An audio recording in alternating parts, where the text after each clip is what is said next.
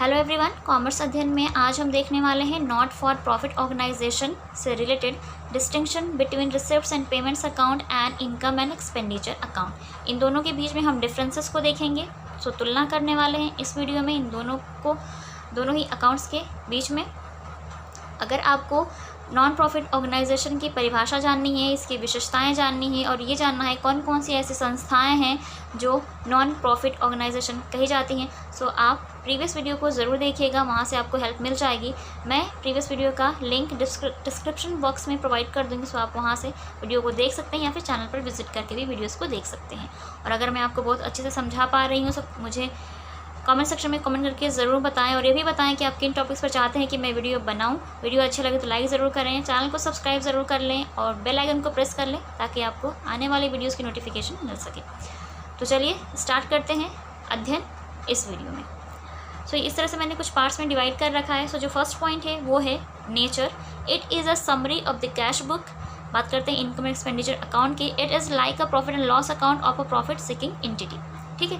सो ये जो receipts and payments account होता है, इसमें उन्हीं ट्रांजैक्शन को रिकॉर्ड किया जाता है जो कैश में होती हैं। ठीक है, ये कैश बेसिस ही ट्रांजैक्शन को रिकॉर्ड करता है receipts and payments account. Okay, so ये इसका जो नेचर होता है वो कैश बुक की तरह ही होता है। जिस तरह से आप कैश बुक प्रिपेयर करते हैं, कैश लेन देन का ही आप जो नकदी में लेन देन होते हैं उन्हीं को रिकॉर्ड किया जाता है।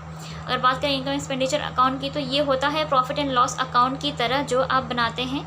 फाइनल अकाउंट जब आपने पढ़ा होगा तो उसमें आप प्रिपेयर किया होगा आपने प्रॉफिट एंड लॉस अकाउंट। सो वहाँ पर profit and loss account profit and loss जानने के लिए बनाया जाता है, लेकिन नॉन प्रॉफिट ऑर्गेनाइजेशंस का जो वो एम होता है, जो मोटो होता है, वो प्रॉफिट एंड लॉस अर्न करना मतलब जानना नहीं होता है, प्रॉफिट अर्न करना नहीं होता है। उनका काम होता है सर्विस प्रोवाइड करना। ठीक है, सो वो लोग सिर्फ ये जानना चाहते हैं कि कितनी इनकम ज़्यादा है या फिर एक्सपेंडिचर ज़्यादा है, और इसे जानने के लिए वो बनाते हैं income and expenditure account. Okay, second point है यहाँ पे साइड्स। सो हम सभी जानते हैं जो हमारी टी शिप अकाउंटिंग है उसमें जो लेफ्ट हैंड साइड होता है वो डेबिट साइड होता है और जो राइट हैंड साइड होता है वो आपका क्रेडिट साइड होता है। सो रिसिप्ट्स एंड पेमेंट अकाउंट में डेबिट साइड में जितनी भी आपकी रिसिप्ट्स होती हैं उनको शो किया जाता है एंड क्रेडिट साइड में जितने भी आपकी पेमेंट्स होते हैं उनको शो किया जाता है। So debit side of this account records receipts and credit side records payments. ठीक है, बात करते हैं इनकम एंड एक्सपेंडिचर अकाउंट की। So debit side of this account records expenses and losses and credit side record income and gains. ठीक है, so income expenditure account में debit side में एक्सपेंसेस को शो किया जाता है, क्रेडिट साइड में इनकम्स को शो किया जाता है। याद रखिएगा। ठीक है, जैसे कि अकाउंट का नाम है इनकम एंड एक्सपेंडिचर, सो पहले तो डेबिट में इनकम आना चाहिए, कुछ ऐसा है ना, लेकिन आप नेम से कंफ्यूज मत होइएगा। डेबिट में एक्सपेंडिचर आएगा और क्रेडिट में आपकी इनकम जाएगी। ठीक है, types of accounts. It is a real account and income and expenditure account is a nominal account. हम सभी जानते हैं नॉमिनल अकाउंट में आपके expenses, losses, incomes and gains को रखा जाता है, तो इसमें उसे ही रखा जाता है। ठीक है, बात करते हैं ओपनिंग बैलेंस की। सो जो आपका रिसिप्ट्स एंड पेमेंट्स अकाउंट होता है वो स्टार्ट होता है, it starts with the opening balance of cash and bank. ठीक है, तो स्टार्ट होता है opening balance of cash and bank के माध्यम से। ठीक है, इनकम एंड एक्सपेंडिचर अकाउंट की बात करें, it has no opening balance. ठीक है, इसके पास कोई ओपनिंग बैलेंस नहीं होता है, वो रिसिप्ट्स एंड पेमेंट अकाउंट के बेसिस पर ही प्रिपेयर किया जाता है इनकम एंड एक्सपेंडिचर अकाउंट। ठीक है, बात करते हैं क्लोजिंग बैलेंस की। So closing balance of this account represents the closing cash in hand and at bank और ओवरड्राफ्ट एट बैंक। ठीक है, सो जो आपका क्लोजिंग ये जो अकाउंट है रिसिप्ट्स एंड पेमेंट्स अकाउंट, ये रिप्रेजेंट करता है किस किस का क्लोजिंग बैलेंस, वो जान लीजिए। कैश इन हैंड का क्लोजिंग बैलेंस शो करेगा and closing balance at bank show करेगा, closing balance of overdraft at bank show करेगा। ठीक है, बात करते हैं इनकम एंड एक्सपेंडिचर की। So closing balance of this account indicates either excess of income over expenditure, it's called surplus. ठीक है, अगर इनकम साइड ज़्यादा है, इनकम ज़्यादा है, एक्सपेंडिचर कम है, तो उस केस में सरप्लस आता है। ठीक है ना, मीन्स जो ऑर्गेनाइजेशन है उनकी वो इनकम ज़्यादा है, मीन्स वो प्रॉफिट में है। ठीक है, प्रॉफिट अर्न करना मकसद नहीं होता है, लेकिन यहाँ पर इनकम उनकी ज़्यादा है। ठीक है, और excess of expenditure over in income, और अगर एक्सपेंडिचर ज़्यादा है इनकम से, एक्सपेंडिचर ज़्यादा है, तो उस केस में आती है डिफिशिएंसी यानी कमी आती है। ठीक है, तो ये कंडीशन ऑर्गेनाइजेशन के लिए अच्छी नहीं होती है। बात करते हैं 6 पॉइंट की, capital and revenue items. It records receipts and payments both of capital and revenue nature. So receipts and payment account में आपके जो भी आयगत एंड पूंजीगत दो तरह की आय एंड व्यय होते हैं, उन दोनों को ही इसमें लिया जाता है। जो भी रिसिप्ट्स एंड पेमेंट्स होंगी, अगर वो कैपिटलाइजेशन नेचर की तो भी लिया जाएगा, एंड रेवेन्यू नेचर की तो उसे भी लिया जाता है, दोनों को ही लिया जाता है। ठीक है, बात करते हैं इनकम एंड एक्सपेंडिचर की, तो इसमें it records income and expenditure of only revenue nature. So इसमें सिर्फ और सिर्फ आयगत जो भी आपकी एक्सपेंडिचर है, जो भी आपकी इनकम है रेवेन्यू नेचर टाइप की, उसे ही इंक्लूड किया जाता है, कैपिटलाइजेशन नेचर को इंक्लूड नहीं किया जाता है। ठीक है, कैपिटलाइजेशन नेचर के लिए बैलेंस शीट प्रिपेयर की जाती है, अभी आगे हम देखेंगे। एंड जो नेक्स्ट पॉइंट है वो है आपका period of income and expenditure. ठीक है, period of income and expenditure. So यहाँ फर्स्ट पॉइंट है, यहाँ पर जो पॉइंट है वो है it records all receipts and payments they relate to current, previous और next year.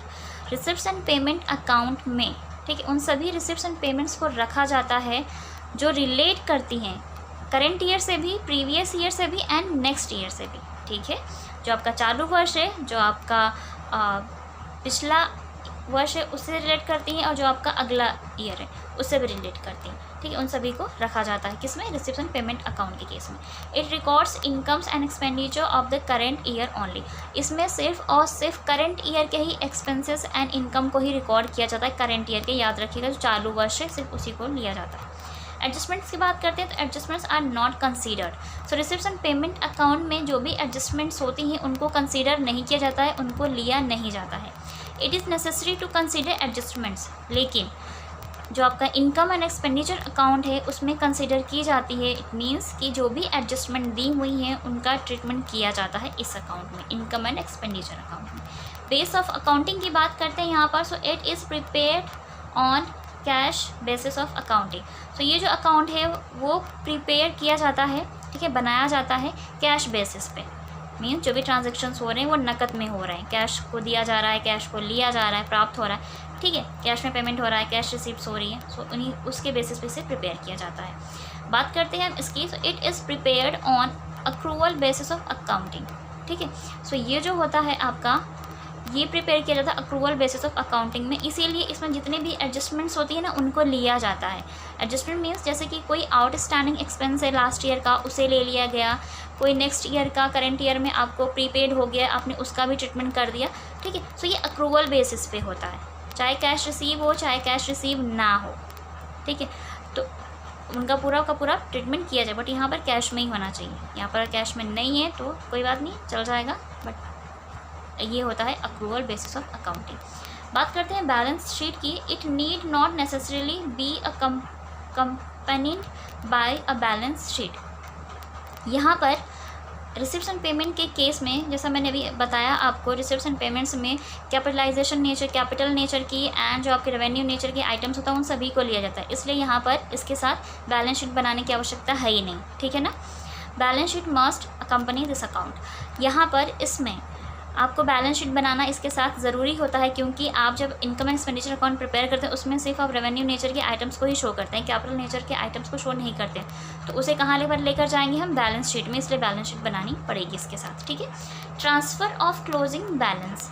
So closing balance of the account is transferred to the receipts and payments account of the next year. So जो भी closing balance होता है receipts and payment account का, उसको transfer किया जाता है नेक्स्ट ईयर के लिए। ठीक है ना, रिसिप्ट्स एंड पेमेंट अकाउंट में ट्रांसफ़र किया जाता है अगले साल के लिए। बात करते हैं इनकम एंड एक्सपेंडिचर की, तो इसमें closing balance of this account is transferred to the capital fund in the balance sheet. So जब आप बैलेंस शीट प्रिपेयर करते हैं, सो जो भी बैलेंस आता है, सरप्लस या फिर डेफिशिएंसी आती है आपकी income and expenditure account prepare करने के बाद, जो भी उसका जो लास्ट का जो आंसर होता है सरप्लस एंड डेफिशिएंसी, उसे इंक्लूड किया जाता है किसमें, कैपिटल फंड में। सरप्लस होगा तो वो जुड़ जाता है कैपिटल फंड में और बैलेंस शीट में शो हो जाता है। ठीक है, होप आपको ये सारे पॉइंट्स अच्छे से समझ में आ गए होंगे कि क्या डिफरेंसेस होता है receipts and payment account and income and expenditure account में। नेक्स्ट वीडियो में हम बात करेंगे एनपीओ से रिलेटेड ही किसी अदर टॉपिक पे। अगर आपको ये वीडियो अच्छा लगा तो लाइक ज़रूर करें और चैनल को सब्सक्राइब ज़रूर कर लें। And thank you so much for watching this video.